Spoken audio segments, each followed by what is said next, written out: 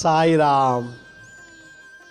ಆತ್ಮೀಯ ವೀಕ್ಷಕ ಬಾಂಧವರಿಗೆಲ್ಲ ಇವತ್ತಿನ ಜೀವನಾಮೃತ ಕಾರ್ಯಕ್ರಮಕ್ಕೆ ಸ್ವಾಗತ ಸುಸ್ವಾಗತ.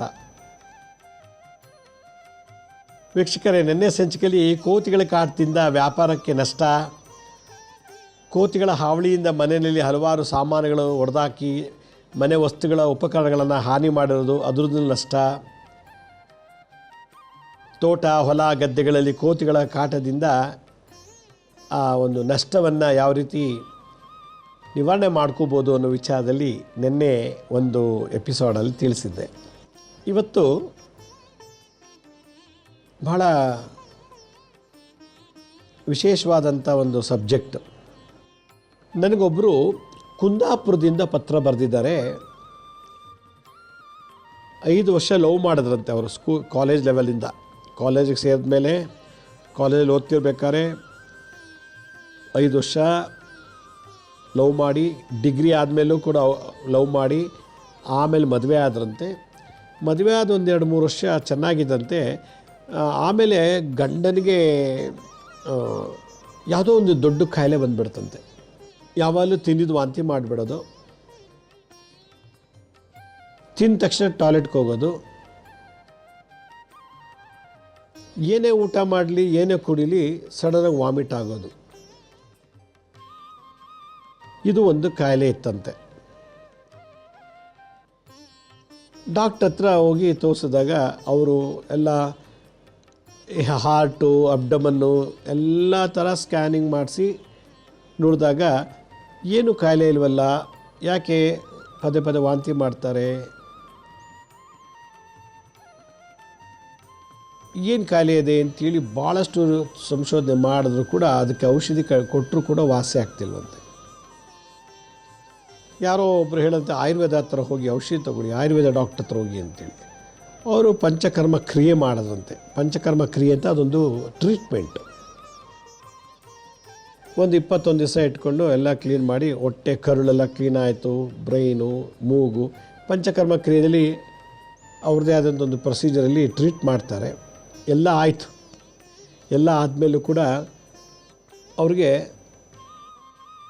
ಇದಕ್ಕಿದ್ದಾಗ ಚಳಿ ಜ್ವರ, ವಾಂತಿ ಭೇದಿ ನಿಂತ್ಕೊಳ್ತು, ಚಳಿ ಜ್ವರ ಶುರುವಾಯಿತು. ಚಳಿ ಜ್ವರದ ಜೊತೆಗೆ ಅವ್ರು ಏನೋ ಊಟ ಮಾಡಲಿ ಏನೇ ತಿನ್ನಲಿ ಮೈ ಎತ್ತುತ್ತಾ ಇಲ್ಲ, ತುಂಬ ಚೆನ್ನಾಗಿತ್ತು, ಸಣ್ಣಕ್ಕೆ ಆಗ್ತಾ ಬಂದುಬಿಟ್ರಂತೆ. ಅವರು ಯಾವುದೋ ಪ್ರೈವೇಟ್ ಬಸ್ನಲ್ಲಿ ಕಂಡಕ್ಟರ್ ಆಗಿದ್ದರಂತೆ. ಯಾರು? ಆ ಗಂಡ. ಈ ಅಮ್ಮ ಯಾವುದೋ ಒಂದು ಡಾಕ್ಟರ್ ಹತ್ರ ಅಸಿಸ್ಟೆಂಟಾಗಿ ಕೆಲಸ ಮಾಡ್ತಿದ್ರು, ಕಾಂಪೌಂಡರ್ ಥರ, ನರ್ಸ್ ಥರ. ಒಂದು ಗಂಡು ಮಗು ಇದೆ ಅವರಿಗೆ. ದಿನ ಊಟ ಮಾಡ್ತಾ ಇದ್ದಾರೆ, ಸಣ್ಣಕ್ಕೆ ಆಗ್ತಾ ಇದ್ದಾರೆ. ಹೇಗಿದೆ ಅಂದರೆ ಅವ್ರು ಫೋಟೋ ಕಳಿಸಿದ್ದಾರೆ, ಪೂರ್ತಿ ಮೂಳೆನೇ ಕಾಣುತ್ತೆ, ಮಾಂಸನೇ ಇಲ್ಲ ಒಳಗಡೆ ಶರೀರದಲ್ಲಿ. ಒಂದು ಕಾಲದಲ್ಲಿ ಅವರು ಭಾಳ ಚೆನ್ನಾಗಿ ಹ್ಯಾಂಡ್ಸಮ್ ಆಗಿದ್ದರು. ಓದುವಾಗ, ಲವ್ ಮಾಡುವಾಗ, ಮದುವೆ ಮುಂಚೆ, ಮದುವೆ ಆದಮೇಲೆ 3 ವರ್ಷ ತನಕ ಭಾಳ ಹ್ಯಾಂಡ್ಸಮ್ ಆಗಿ ಜೋರಾಗಿ ಚೆನ್ನಾಗಿದ್ದ ವ್ಯಕ್ತಿ ಈತ ಸಣ್ಣಕ್ಕಾಗ್ಬಿಟ್ಟಿದ್ದಾರೆ. ಅವ್ರಿಗೊಂದು ಭಯ, ನನಗೆ ಗಂಡನೇ ಕಾಯಿಲೆ ಇದೆಯಾ, ಅಥವಾ ಯಾರಾದರೂ ಮಾಟ ಮಂತ್ರ ಮಾಡಿಸ್ಬಿಟ್ಟಿದ್ದಾರಾ, ಅಥವಾ ಅವ್ರಿಗೆ ಏನೋ ದೋಷ ಇದೆಯಾ ಅಂತ. ನಾವು ಏನು ಮಾಡಿದ್ದಾರೆ, ಒಂದು ಲೆಟ್ರಲ್ಲೆಲ್ಲ ಡೀಟೇಲ್ಸ್ ಬರೆದು ಮೆಡಿಕಲ್ ರಿಪೋರ್ಟ್ ಹಾಕಿ ಫೋಟೋ ಹಾಕಿ ಒಂದು ಜಾತಕ ಕಳಿಸಿದ್ದಾರೆ. ಅವ್ರ ಜಾತಕದಲ್ಲಿ ನಾವು ನೋಡಿದಾಗ ಕೆಲವುದು 12th ಹೌಸು ಪ್ರೀವಿಯಸ್ ಬರ್ತ್ ಹೇಳುತ್ತೆ. ಲಗ್ನ ಇವತ್ತಿನ ಬರ್ತಿನ ಬಗ್ಗೆ, ಈ ಜನ್ಮದ ಬಗ್ಗೆ ಎಲ್ಲ ವಿಷಯ ಕೊಡುತ್ತೆ. ನಾವು ತ್ರಿಕೋನ, ದೃಕ್ಕಾಣ, ದಶಾಭುಕ್ತಿ, ನವಾಂಶ, ಅಷ್ಟಕವರ್ಗ. ಅಷ್ಟಕವರ್ಗದ ಹೈಯೆಸ್ಟ್ ಪಾಯಿಂಟ್ಸ್ ಯಾವುದು ಕೊಟ್ಟಿದೆ, ಯಾವ ರಾಶಿಯಲ್ಲಿ ಹೈಯೆಸ್ಟ್ ಪಾಯಿಂಟ್ಸ್ ಇದೆ, ಯಾವುದಲ್ಲಿ ಕಮ್ಮಿ ಪಾಯಿಂಟ್ಸ್ ಇದೆ. ಅಷ್ಟಕವರ್ಗದ ಒಂದು ಬಲ ಕೊಡುವಂಥದ್ದು, ಒಂದು ಗ್ರಹದ ಬಲ ಎಷ್ಟಿದೆ ಅಂತ ಪತ್ತೆ ಹಚ್ಚಲಿಕ್ಕೆ ನಾವು ಅಷ್ಟಕವರ್ಗ ನೋಡ್ತೀವಿ. ಇದೆಲ್ಲ ನೋಡಿದಾಗ ಭಾಳ ವಿಚಿತ್ರವಾದಂಥ ಒಂದು ಇನ್ಫಾರ್ಮೇಷನ್ನು. ಅವರು ಗಂಡನ್ನ ಆರೋಗ್ಯ ಚೆನ್ನಾಗಿರಲಿ ಅಂತ ಗಂಡನ ಕಡೆ ಅವರು ಒಬ್ಬರು ಅಣ್ಣ ಅಂದಿರಿದಾರಂತೆ. ಅವರು ಭಾಳಷ್ಟು ಖರ್ಚು ಮಾಡಿದ್ದಾರೆ, ತಮ್ಮನ್ನು ಉಳಿಸ್ಕೋಬೇಕು, ಚೆನ್ನಾಗಿ ಆರೋಗ್ಯವಾಗಿ ಆಗಬೇಕು ಅಂತೇಳಿ. ಹೆಂಡತಿ ಆದವಳು ತನ್ನ ಅಪ್ಪನ ಮನೆಗೆ ಹೋಗಿ ಅಲ್ಲೊಂದಷ್ಟು ದುಡ್ಡು ತೊಗೊಂಬಂದು ಗಂಡನ ಆರೋಗ್ಯದಲ್ಲಿ ಏನೇನು ಪ್ರಾಬ್ಲಮ್ ಇದೆ ಅದಕ್ಕೆಲ್ಲ ಮೆಡಿಷನ್ನು ಹಾಸ್ಪಿಟ್ಲ್ ಯಾವ ಡಾಕ್ಟ್ರ್ ಹೇಳ್ತಾರೋ ಅಲ್ಲೆಲ್ಲ ಹೋಗಿ ಬಂದಿದ್ದಾರೆ, ಯಾವ ಔಷಧಿ ಬೇಕೋ ಎಲ್ಲ ಕೊಟ್ಟಿದ್ದಾರೆ. ಎಲ್ಲ ಆದರೂ ಕೂಡ ಮೈಯೇ ಹತ್ತುತ್ತಾ ಇಲ್ಲ ಔಷಧಿ. ಯಾವ ಔಷಧಿ ಕೊಟ್ಟರು ಅವ್ರಿಗೆ ಮೊದಲೇ ಹೇಗಿದ್ದರೂ ಆ ಥರ ಆಗ್ತಾಯಿಲ್ಲ. ಜ್ವರ ಚಳಿ ವಾಂತಿ ಆಗೋದು. ಯಾವ ಲೆವೆಲ್ಗೆ ಹೋಗ್ಬಿಟ್ಟಿದ್ದಾರೆ ಅಂತಂದರೆ ಸ್ಟ್ರೈಟಾಗಿ ನಿಂತ್ಕೊಂಡು ನಡೆಯೋಕ್ಕಾಗಲ್ಲ, ಬಗ್ಕೊಂಡು ಗೂನ್ ಬೆನ್ನಲ್ಲಿ ಓಡಾಡ್ತಾರಂತೆ ಅವರು. ಆ ಗೂನ್ ಬೆನ್ನಲ್ಲೇ ಓಡಾಡುವಂಥ ಲೆವೆಲಿಗೆ ಬಂದುಬಿಟ್ಟಿದ್ದಾರೆ ಅವರು. ಎಷ್ಟೇನಿಲ್ಲ 29-30 ವರ್ಷದ ಹುಡುಗ ಅವನು. 31 ಇರಬೇಕು, ಇಲ್ಲ 30 ವರ್ಷ ಇರಬೇಕು. ಎಲ್ಲ ಸೌದೋಗ್ಬಿಟ್ಟಿದ್ದಾರೆ. ಮೂಳೆ ಒಂದು ಬಿಟ್ಟರೆ ಬೇರೆ ಇಲ್ಲ. ಈ ಕೆನ್ನೆಲ್ಲ ಒಳಗೋಗ್ಬಿಟ್ಟಿದೆ, ಕಣ್ಣೆಲ್ಲ ಒಳಗೋಗ್ಬಿಟ್ಟಿದೆ. ಆ ಮದುವೆ ಮುಂಚೆ ಇದ್ದ ಫೋಟೋ, ಮದುವೆ ಆದಮೇಲೆ ಫೋಟೋ ನೋಡಿದ್ರೆ ಇವರೇನಾ ಅಂತ ಗುರ್ತಿಸೋದು ಕಷ್ಟ. ಆ ಲೆವೆಲಿಗೆ ವಾಯ್ಸು ಕೂಡ ಸರಿಯಾಗಿ ಮಾತಾಡೋಕ್ಕೆ ಬರ್ತಿಲ್ಲ. ವಾಯ್ಸಲ್ಲೂ ಕೂಡ ಏನೋ ಕರ್ಕಶ, ಜೋರಾಗಿ ಮಾತಾಡೋಕ್ಕಾಗಲ್ಲ, ಮೆಲ್ಲು ಧ್ವನಿಲಿ ಮಾತಾಡ್ತಾರೆ. ಗಂಟ್ಲು ಸವಿತಾ ಇದೆ, ಅನ್ನನಾಳ ಸವಿತಾ ಇದೆ, ಲಂಗ್ಸ್ ಎಲ್ಲ ಸವಿತಾ ಇದೆ. ಮಾಂಸದ ಮುದ್ದೆ ಆ ಸಾಂದ್ರತೆ ಡೆನ್ಸಿಟಿ ಕೂಡ ಕಮ್ಮಿ ಆಗ್ತಾಯಿದೆ. ಮೂಳೆ ಕರೆಕ್ಟಾಗಿ ಎಣಿಸ್ಬೋದು ಅವ್ರ ಹತ್ರ. ಶರ್ಟ್ ಬಿಚ್ಚಿಬಿಟ್ರೆ ಅವ್ರ ಮೂಳೆಯಲ್ಲಿ ಎಷ್ಟು ರಿಮ್ಸ್ ಇದೆ ಅಂತ ಎಣಿಸ್ಬೋದು, ಆ ಲೆವೆಲ್ಗಿದೆ. ಮಾಂಸದ ಒದಿಕೆನೇ ಇಲ್ಲ, ಮೂಳೆ ಮಾತ್ರ ಎತ್ಕಾಣ್ತಾ ಇದೆ. ಮದುವೆ ಆದ 3 ವರ್ಷಕ್ಕೆ ಒಂದು ಮಗು ಆಯಿತು. ಮಗು ಆದ ತಕ್ಷಣವೇ ಈ ಹುಡುಗ ಈ ಥರ ಕಾಯಿಲೆ ತಿರ್ಕೊಂಬಿಟ್ಟಂತೆ. ಅವ್ರು ಹೇಳ್ತಾರೆ, ಮಗು ಹುಟ್ಟಿದ ಮೇಲೆ ನನ್ನ ಗಂಡಂಗೆ ಈ ಥರ ಏನಾರು ಆಯಿತಾ ಅಂತೇಳಿ. ಅವ್ರಿಗೊಂದು ಗಂಡು ಮಗು ಇದೆ. ಆ ಮಗು ಹುಟ್ಟಿದ ಮೇಲೆ ತಂದೆಗೆ ಈ ಥರ ಆಗಿದೆಯಾ, ಜಾತಕ ದೋಷನ, ಮಗುವಿನಿಂದ ತಂದೆಗೆ ಅನಾರೋಗ್ಯನ, ಇಲ್ಲ ನನ್ನ ಗಂಡನ ಜಾತಕಲ್ಲೇ ಏನೋ ದೋಷ ಇದೆಯಾ, ಮಾಟಮಂತ್ರ ಮಾಡಿಸಿದಾರಾ, ಅಥವಾ ಯಾವ ಇದರಲ್ಲಿ ಈ ಥರ ಹಿಂಗೆ ಕೊರಗ್ತಾ ಇದ್ದಾರೆ ಅನ್ನೋದು ಕನ್ಫ್ಯೂಷನ್ ಆಗಿದೆ ಅಂತೇಳಿ. ಅದೆಲ್ಲ ಗಮನಕ್ಕೆ ತೊಗೊಂಡು ನಾವು ಇದರಲ್ಲಿ ಏನು ದೋಷ ಇದೆ, ಹೇಗೆ ಪತ್ತೆ ಹಚ್ಚಬೇಕು, ಈ ದೋಷಕ್ಕೇನು ಪರಿಹಾರ ಇದೆ ಅಂಥೇಳಿ ಸುಮಾರು ನಾವು ಒಂದು ದಿನ ಫುಲ್ಲು ಭಾಳ ಅಷ್ಟು ಕೂತ್ಕೊಂಡು ಯೋಚನೆ ಮಾಡಿದ್ಮೇಲೆ ಎಲ್ಲೋ ಒಂದು ಕಡೆ ಅದಕ್ಕೆ ಒಂದು ವಿಷಯ ಸಿಕ್ತು ನಮಗೆ. ಗ್ರಹಗಳ ಸಂಚಾರ, ರಾಶಿ ಕೊಂಡ್ಲಿ, ನವಾಂಶ, ದಶಾಭುಕ್ತಿ, ಅಷ್ಟಕ ವರ್ಗ ಎಲ್ಲ ನೋಡಿ ಸುದರ್ಶನ ಚಕ್ರನೂ ಕೂಡ ಅನಲೈಸ್ ಮಾಡಿ ಕೊನೆಗೆ ಈ ಮೂಲ ಕಾರಣ ಏನು ಅನ್ನೋದು ಗೊತ್ತಾಯಿತು. ಅವ್ರ ಫೋಟೋ, ಅವ್ರ ಜಾತಕ ಮತ್ತು ಅವ್ರ ಪತ್ರ ಬರೆದಂಥ ವಿಷಯ, ಕಂಟೆಂಟ್ಸ್ ಏನಿದೆ ಪತ್ರದಲ್ಲಿ, ಅದೆಲ್ಲ ನಾವು ತುಂಬ ಡೀಪಾಗಿ ಅನಲೈಸ್ ಮಾಡಿದಾಗ, ಅವ್ರ ಜಾತಕ ನೋಡಿದಾಗ ಅವರಲ್ಲಿ ಕಂಡುಬಂದಂಥ ಮುಖ್ಯ ದೋಷ ಏನಂತಂದರೆ, ಅವ್ರು ಈಗ ಈ ಜನ್ಮದಲ್ಲ, ಹೋದ ಜನ್ಮದಲ್ಲಿ, ಹಿಂದಿನ ಜನ್ಮದಲ್ಲಿ ಒಂದು ಮುತ್ತೈದೆ ಸ್ತ್ರೀಯನ್ನು ಅಪಹರಣ ಮಾಡಿದಾರಂತೆ. ಮುತ್ತೈದೆ ಸ್ತ್ರೀ ಅಪಹರಣ ಮಾಡಿರೋ ದೋಷ ಅದರಲ್ಲಿ ಕಂಡುಬಂತು. ಗಂಡನ ಆಶ್ರಯದಲ್ಲಿ ಬೆಳೆಯುವಂಥ ಹೆಂಗಸನನ್ನು ಅಪಹರಣ ಮಾಡಿಬಿಟ್ಟಿದ್ದಾರೆ. ಯಾವಾಗ 29-30ನೇ ವಯಸ್ಸಿನಲ್ಲಿ ಅವರು ಆ ಹೆಣ್ಮಗುನ, ಮದುವೆ ಆಗಿರೋ ಹುಡುಗಿನ ಅಥವಾ ಹೆಂಗಸನ್ನು ಅಪಹರಣ ಮಾಡಿದ್ದಾರೆ. ಏನು ಹಿಂಸೆ ಕೊಟ್ಟರೋ ಗೊತ್ತಿಲ್ಲ, ಅಪಹರಣ ಮಾಡಿಬಿಟ್ಟು ಕಿಡ್ನಪ್ ಮಾಡಿ ತುಂಬ ತೊಂದರೆ ಕೊಟ್ಟಿರ್ಬೋದು. ಅದರದ್ದು ದೋಷ ಈ ಜನ್ಮದಲ್ಲಿ 29ನೇ ವಯಸ್ಸಿನಲ್ಲಿ ಶುರುವಾಯಿತು ಅವ್ರಿಗೆ. ಅವ್ರು ಕಾಲೇಜಲ್ಲಿ ಲವ್ ಮಾಡಿದ್ದು, ಮದುವೆ ಆದ 3 ವರ್ಷ, ಒಂದು ಮಗು ಆಯಿತು. ಅದಾದ ನಂತರ 29ನೇ ವಯಸ್ಸಿನಲ್ಲಿ ಇವರಿಗೆ ವಾಂತಿ ಭೇದಿ ಶುರುವಾಗಿ ಎಲ್ಲ ಮಾಂಸ ಎಲ್ಲ ಕರಗ್ತಿ, ಮೂಳೆ ಮಾತ್ರ ಬಿಟ್ಕೊಂಡಿದೆ ಅಷ್ಟೇ, ಬಾಕಿದೆಲ್ಲ ಅದು ಕಣ್ಣೆಲ್ಲ ಒಳಗೆ, ಕೆನ್ನೆಲ್ಲ ಒಳಗೋಗ್ಬಿಟ್ಟು ವಿಚಿತ್ರ, ನೋಡೋಕ್ಕೆ ಭಯ ಆಗುತ್ತೆ. ಚಂದ್ರ ಸ್ತ್ರೀಗ್ರಹ, ರಾಹು ಸ್ತ್ರೀಗ್ರಹ, ಶುಕ್ರ ಸ್ತ್ರೀಗ್ರಹ, ಇವರು ನವಾಂಶ ಮತ್ತು ದಶಾಭುಕ್ತಿ ಎಲ್ಲದನ್ನು ಪತ್ತೆ ಹಚ್ಚಿದಾಗ ಮುತ್ತೈದೆ ಸ್ತ್ರೀ ಅಪಹರಣ ದೋಷ ಇದೆ ಜಾತಕದಲ್ಲಿ. ಹೀಗಾಗಿ ಆ ಸ್ತ್ರೀ ಶಾಪ ಈ ಏಜಲ್ಲಿ ನಡೀತಾ ಇದೆ. ಹೀಗಾಗಿ ಅವ್ರಿಗೆ ಯಾವುದೇ ರೀತಿ ಮೆಡಿಷನ್ಸ್ ಕೊಟ್ಟರೂ ಕೂಡ ಅವ್ರಿಗೆ ದಕ್ತಾ ಇಲ್ಲ, ಆ ಮೆಡಿಷನ್ ಅಡ್ಜಸ್ಟ್ ಆಗ್ತಿಲ್ಲ, ನಂಬರ್ 1. ನಂಬರ್ 2, ಆ ಮೆಡಿಷನ್ ತೊಗೊಂಡ್ರು ಕೂಡ ಅವ್ರು ದಿನ ಕ್ಷೀಣಿಸ್ತಾ ಇದ್ದಾರೆ. ಒಂದು ಸ್ತ್ರೀ ಶಾಪ ಜಾತಕದಲ್ಲಿದೆ, ಮುತ್ತೈದೆ ಸ್ತ್ರೀ ಶಾಪ. ಆ ಮುತ್ತೈದೆ ಸ್ತ್ರೀ ಶಾಪ ಅವನ ಅನಾರೋಗ್ಯ ಯಾವುದಿಲ್ಲ, ಅಪಹರಣ ಮಾಡಿರೋ ದೋಷದಿಂದ ಇವನಿಗೆ ಈ ದೋಷ ಬಂದಿದೆ. ಮುತ್ತೈದೆ ಸ್ತ್ರೀ ಬೇಕಾದಷ್ಟು ಶಾಪಗಳು ಬರ್ತದೆ, ಇದು ಅಪಹರಣ ದೋಷ. ಮುತ್ತೈದೆ ಸ್ತ್ರೀ ಅಪಹರಣ ದೋಷದ ಒಂದು ದೋಷ ಇರೋದ್ರಿಂದ ಅವನಿಗೆ ಶರೀರ ಕೃಶವಾಗ್ತಿದೆ, ಅಸ್ಥಿ ಮಜ್ಜ ಕ್ಷೀಣಿಸ್ತಾ ಇದೆ. ಶನಿ ಒಂದು ದೋಷ. ಚಂದ್ರ ಮುತ್ತೈದೆ ಸ್ತ್ರೀ ಭಾಗ್ಯವನ್ನು ಹೇಳ್ತಾರೆ. ಶನಿ ಮತ್ತು ಚಂದ್ರ, ಇದರಲ್ಲಿ ರಾಹುದು ಅಂಶ ಸೇರಿಕೊಂಡಿದೆ. ಚಂದ್ರ, ಶನಿ, ರಾಹು ಈ 3 ಗ್ರಹಕ್ಕೆ ಶಾಂತಿ ಆದರೆ ಅವ್ರು ರಿಕವರಿ ಆಗಿಬಿಡ್ತಾರೆ. ಅವರು ಸುಮಾರು ಒಂದು 15-20 ಜನ ಉಡುಪಿ ಮಂಗಳೂರು ಆ ಕಡೆ ಆಸ್ಟ್ರಾಲಜಿ ಹತ್ರ ಹೋಗೆಲ್ಲ ಕೇಳಿದ್ದಾರೆ. ಪ್ರೇತ ಬಾಧೆ ಇದೆ, ಮಾಟ ಮಂತ್ರ ಮಾಡಿದ್ದಾರೆ ಅಂತ ಹೇಳಿದಾರಂತೆ. ಇನ್ನು ಎಲ್ಲೆಲ್ಲೋ ಅವರು ದೈವ ಅಲ್ಲೆಲ್ಲೋ ಮೈ ಮೇಲೆ ದೇವರೆಲ್ಲ ಬರುತ್ತೆ ಆ ಥರದ ವೃತ್ತ ಕೇಳಿದಾಗ ಇಲ್ಲಿ ಅವರಿಗೆ ಊಟದಲ್ಲಿ ವಿಷ ಹಾಕಿದ್ದಾರೆ ಅಂತೆಲ್ಲ ಹೇಳಿದ್ರಂತೆ. ಊಟದಲ್ಲಿ ವಿಷ ಹಾಕಿ ತೆಗೆಸಿದ್ದಾರೆ, ಆದರೂ ಪ್ರಯೋಜನ ಆಗಲಿಲ್ಲ. ಮಾಟ ಮಂತ್ರ ಮಾಡಿದ್ದಾರೆ ಅಂತ ಹೇಳಿದಂತೆ. ಮಾಟ ಮಂತ್ರಕ್ಕೂ ಸಾಕಷ್ಟು ಲಕ್ಷಾಂತರ ರೂಪಾಯಿ ಖರ್ಚು ಮಾಡಿದ್ದಾರೆ. ಹುಡುಗನ ಅಣ್ಣಂದಿರು ಮಾಡಿದ್ದಾರೆ. ಹುಡುಗಿನೂ ಕೂಡ ಅವ್ರ ಅಪ್ಪನ ಮನೆಗೆ ಹೋಗಿ ಸಾಕಷ್ಟು ದುಡ್ಡು ತೊಗೊಂಬಂದು ಮಾಟ ಮಂತ್ರಕ್ಕೆ ಶಾಂತಿಗೋಸ್ಕರ ಹಲವಾರು ಪೂಜೆ ಪುರಸ್ಕಾರಗಳೆಲ್ಲ ಮಾಡಿದ್ದಾರೆ. ಯಾರ್ಯಾರು ಏನೇನು ಹೇಳ್ತಾರೋ ಆ ದಾನ ಎಲ್ಲ ಕೊಟ್ಟಿದ್ದಾರೆ. ಇಷ್ಟೆಲ್ಲರೂ ಕೂಡ ದಿನ ದಿನೇ ಕ್ಷೀಣಿಸ್ತಾ ಇದ್ದಾನೆ ಗಂಡ, ಆದರೆ ಚೇತರಿಸ್ಕೋತಾ ಇಲ್ಲ. ಅದರಿಂದ 2.5 ವರ್ಷದಿಂದ ಆ ಗಂಡ ಪ್ರಾಣ ಹೋಗೋದೊಂದು ಬಾಕಿ ಆ ಲೆವೆಲ್ಗಿದೆ. ಆದರೆ ಪ್ರಾಣ ಹೋಗ್ತಿಲ್ಲ. ಯಾಕೆಂದರೆ ಕರ್ಮ ಕಳೀತಿಲ್ವಲ್ಲ. ಪಾಪ ಎಷ್ಟಿದೆಯೋ, ಕೆಟ್ಟ ಕರ್ಮ ಎಷ್ಟಿದೆಯೋ ಅಷ್ಟು ಕರ್ಮ ಕಳೆಯೋವರೆಗೂ 1 ವರ್ಷ ಆಗ್ಬೋದು, 5 ವರ್ಷ ಆಗ್ಬೋದು, 10 ವರ್ಷನಾದರೂ ಆಗ್ಬೋದು. ಅಲ್ಲಿವರೆಗೂ ಅವನು ನರಳಲೇಬೇಕು. ಅದಕ್ಕೆ ಇಲ್ಲಿ ಚಂದ್ರ, ಶನಿ, ರಾಹು ಈ 3ಕ್ಕೂ ಪರಿಹಾರ ಆಗಬೇಕು. ಚಂದ್ರ ಮತ್ತು ರಾಹು ಸ್ತ್ರೀ ಗ್ರಹ. ಶನಿ ಅಪಹರಣ ಮಾಡುವಂಥ ಒಂದು ಕೃತ್ಯಕ್ಕೆ ಅಧಿಪತಿ.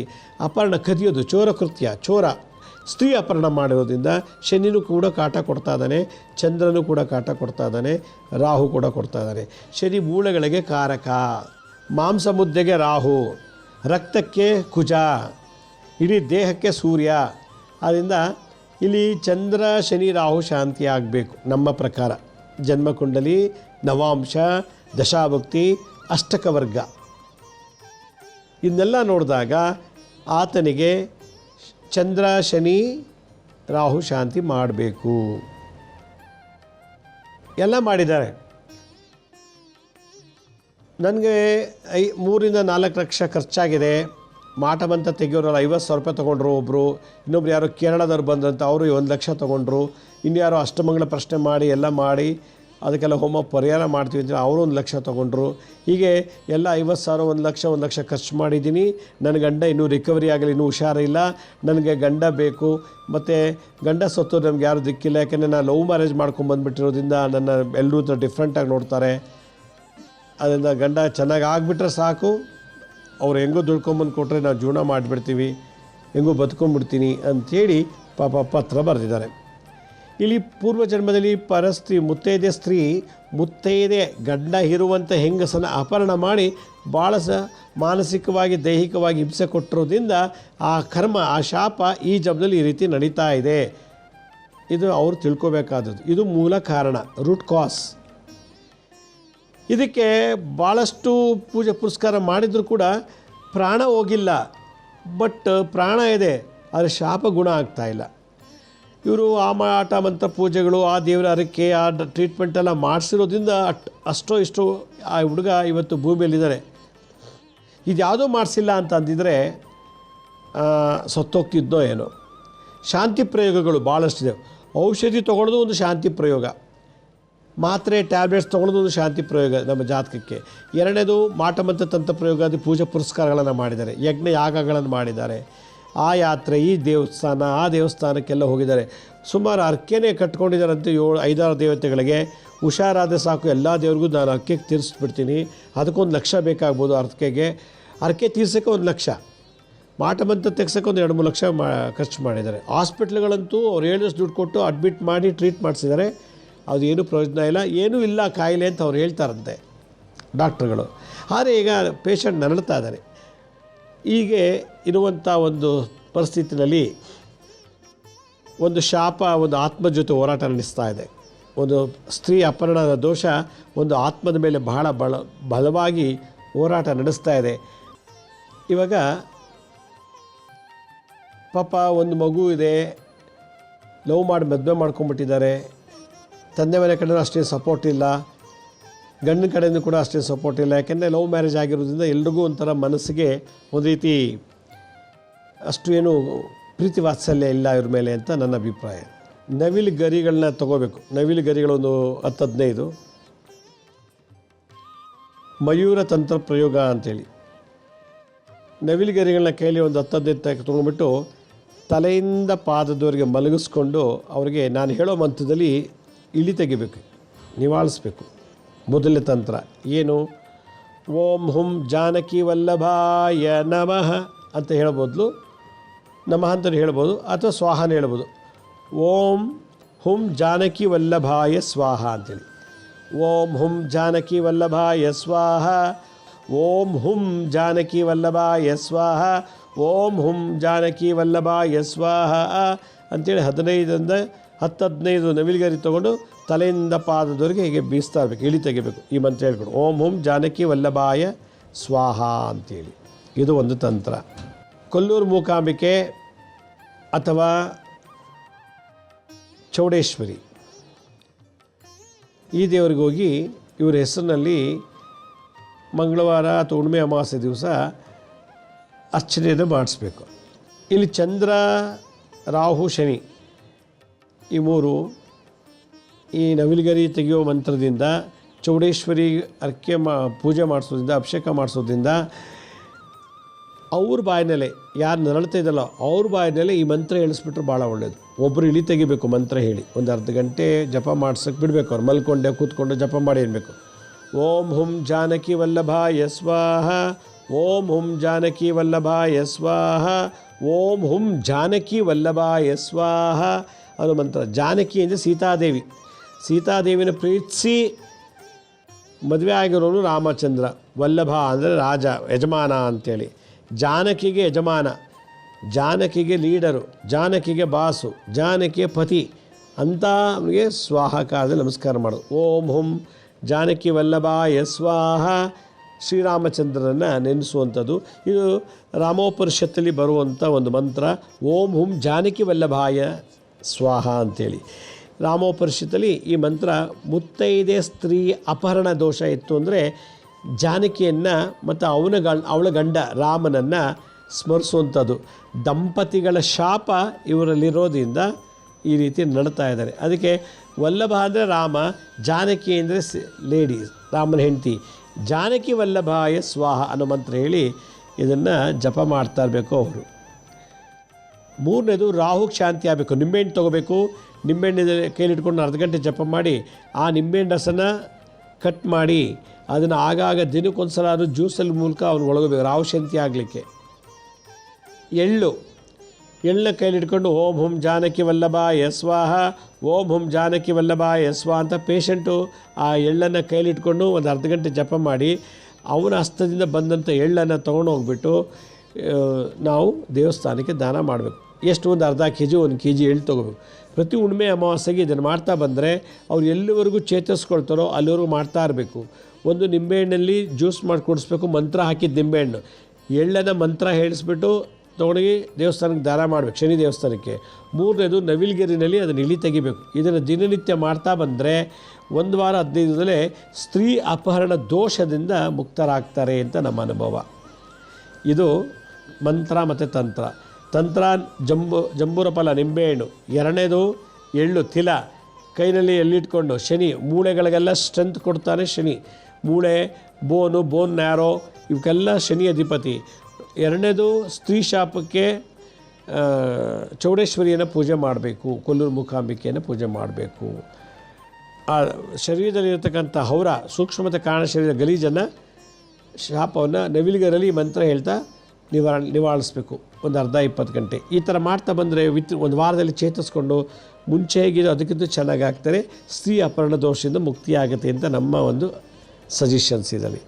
ವೀಕ್ಷಕರ ಒಂದು ಅನೌನ್ಸ್ಮೆಂಟು, ಮಾರ್ಚ್ 29, 30, 31ನೇ ತಾರೀಕು 3 ದಿವಸ ನಾನೊಂದು ಪುಣ್ಯಕ್ಷೇತ್ರದಲ್ಲಿ ಮರ್ಮ ಥೆರಪಿ ವರ್ಕ್ಶಾಪ್, ಮರ್ಮ ಚಿಕಿತ್ಸೆ ಬಗ್ಗೆ ವರ್ಕ್ಶಾಪ್ ಮಾಡ್ತಾಯಿದ್ದೀನಿ. ಮರ್ಮ ಥೆರಪಿ ಅನ್ನೋದು ಇದು ಒಂದು ಸಾವಿರಾರು ವರ್ಷದಿಂದ ಇದ್ದಂಥ ವೈದ್ಯಕೀಯ ಸಿಸ್ಟಮ್. ಇದು